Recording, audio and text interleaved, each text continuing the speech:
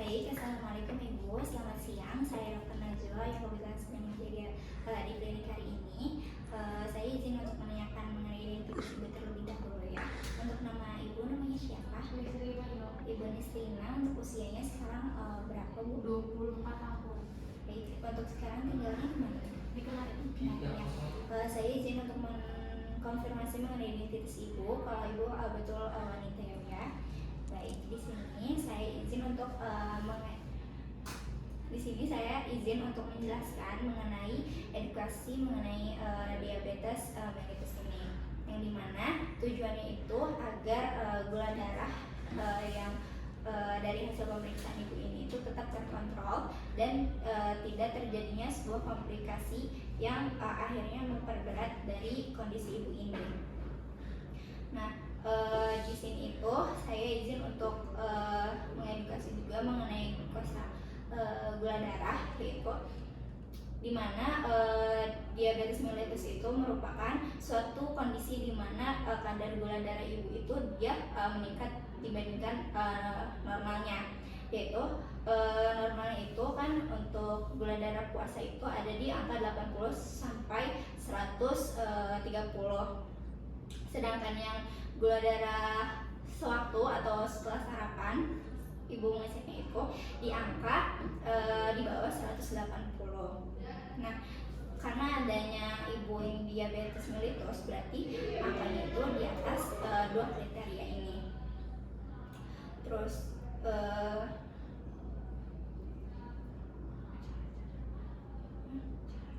ya, saya juga izin di sini juga ibu harus melakukan pengecekan secara mandiri di rumah, di mana itu tuh dilakukan pengecekan secara mandiri di rumah ini tujuannya untuk mengontrol atau kadar gula darah ibu ini tuh terkontrol, apakah dia ini naik atau turunnya suatu kadar gula darah dari ibu, yang dimana nanti pada saat pengecekan ini itu ibu bisa dicatat dan kemudian ibu bisa konsulkan kepada dokternya dan didiskusikan bagaimana kadar gula darah ibu ini. Nah, cara penggunaan dari pengecekannya itu, untuk yang pertama ibu dipastikan cuci tangan menurut 6 langkah WHO terlebih dahulu. Kemudian setelah itu kita siapkan alat-alatnya, yaitu ada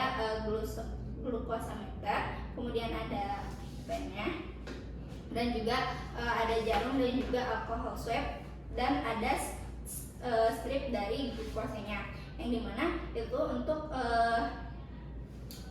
memasukkan gula darah yang ada untuk memasukkan darah dan mengecek dari nilai gula darah yang ibu,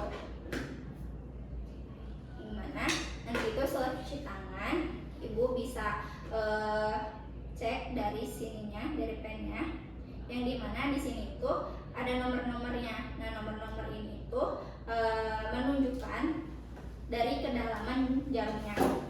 Nah, setelah itu dan biasanya di sini itu kita menggunakan angka nomor 5 agar dia tuh lebih maksimal pada saat menusuk area jari kita.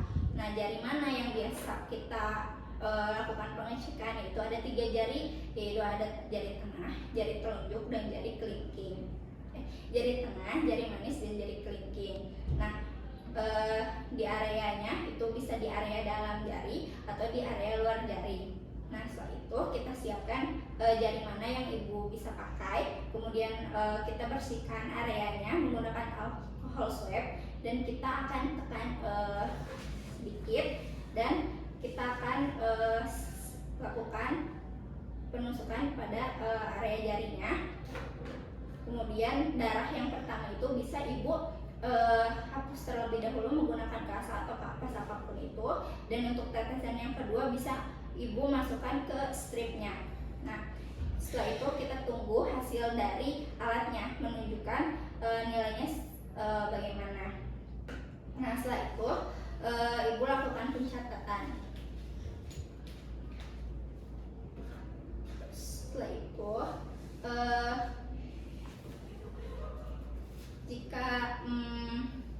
kadar gula darah. Jadi DM juga dia memiliki komplikasi ya Bu ya, yaitu bisa terjadi sebuah hipoglikemi, di mana hipoglikemi ini itu merupakan suatu kondisi di mana kadar gula darah di dalam tubuh ibu itu dia rendah. Jadi dan hipoglikemi ini itu dia dibagi menjadi dua, yaitu ada ringan dan juga berat. Untuk yang ringan itu bisa ditandai dengan adanya lemas, pusing, pucat gitu. Nah, jika dan ada juga hipoglikemi yang berat. Nah, dia bisa ditandai dengan adanya kejang, koma, kemudian juga ada hipotermi dan adanya pandangan ibu tuh seperti gelap gitu. Nah, itu merupakan pembagian dari tanda gejala dari hipoglikemi. Nah, jika ibu ataupun keluarga ibu mengalami hal seperti itu, dapat mengalami hipoglikemi yang ringan, ibu bisa melakukan dengan mengatasinya itu dengan cara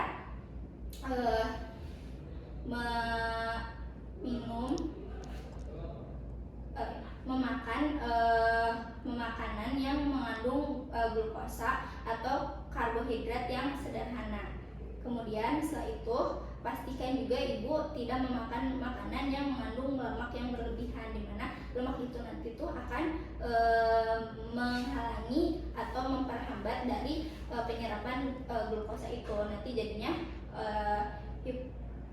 kadar glukosanya naiknya itu akan lama seperti itu. Kemudian jika pasiennya sadar atau ibu atau keluarga ada yang mengalami hal itu, ibu bisa memberikan larutan gula, yaitu air dicampurkan dengan 2-3 sendok gula lalu diminumkan. Nah, kita tunggu selama 15 menit. Setelah 15 menit setelah minum itu, kita lakukan pengecekan kembali menggunakan glukosameter. Nah, setelah itu jika ibu atau keluarga ibu mengalami hipoglikemi yang berat, bisa kita berhentikan terlebih dahulu dari obat-obatannya jika meminum obat-obatan diabetesnya. Kemudian setelah dilakukan pemberhentian obat ini, harus dibawa sesegera mungkin kepada fasilitas kesehatan yang memadai untuk dilakukannya terapi yang lebih maksimal lagi untuk menanggulangi dari hipoglikemi yang berat ini.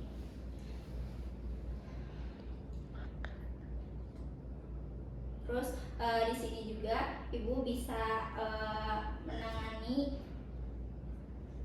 makannya itu dengan di sini ada saran dari porsi makannya itu, yaitu dengan huruf piringnya itu dibagi seperti huruf T, di mana setengah dari piringnya itu dia diisi dengan sayuran dan buah-buahan, kemudian 1/4-nya itu diisi dengan protein atau seperti kayak ikan, daging dan sebagainya. Kemudian 1/4 lainnya itu bisa diisi dengan karbohidrat seperti biji-bijian, kemudian gandum, nasi dan sebagainya. Nah, untuk dari makannya ini sendiri itu, ibu bisa mengaturnya menjadi 3 kali makan berat, yaitu makan pagi itu dia jumlahnya 20%, kemudian untuk makan siang dia 30%, dan makan sore itu dia 25%. Nah, kita juga harus diselingi adanya snack sehat, yaitu dilakukan sebanyak kurang lebih 2 kali pada sehari seperti itu. Nah, dimana itu tuh untuk kita mengecek sejauh mana asupan yang masuk ke dalam tubuh kita seperti itu. Kemudian